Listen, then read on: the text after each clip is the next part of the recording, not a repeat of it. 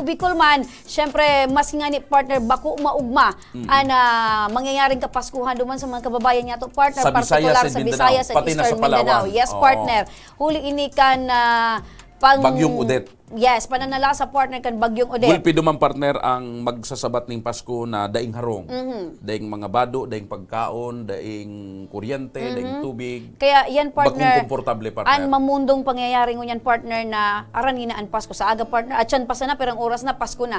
And maray na bareta partner kasi na Ako Bicol Partylist partner nagpaabot ni 25,000 kilos of rice or more or less 600 sack of rice. And duman partner sa Leyte. Na-interview ta si Attorney Jill Bungalon ang Second Dominican Ako Bicol, naglarga na, ang ngunyan nakaabot na. Nakaabot na partner. Ayun. Ni-receive na partner kan LG, specialmente partner ni Mayor Nico Mercado.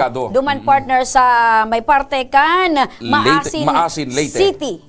Yan partner sa Leyte. So, sakay partner kang 10-wheeler trucks ang bagas, personal yan partner na ni-receive ni Maasin Mayor Nico Mercado. So, yan partner nakatalaan iyan na ipanao sa mga pamilyang or biktima kan bagyong si Odette.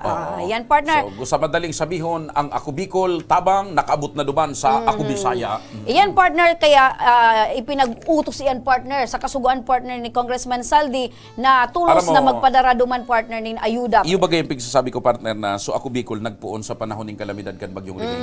Paano saro sa mga katangian kang pinaka nagtugdas kan Ako Bicol si Congressman Saldi ko. Dayan nakakatios partner sa nahilingon sa na pag may panahon ng kalamidad.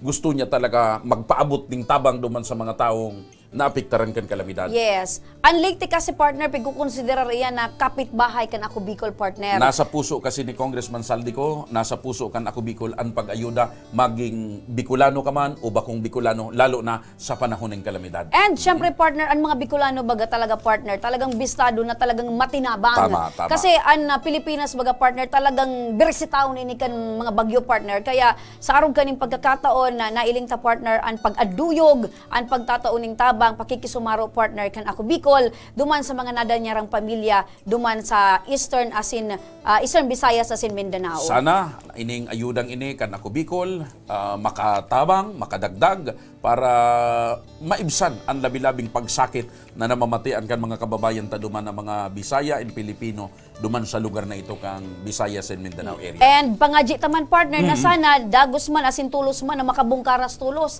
ang mga naapektaran partner na lugar, particular dyan sa Visayas asin Mindanao. All right, partner.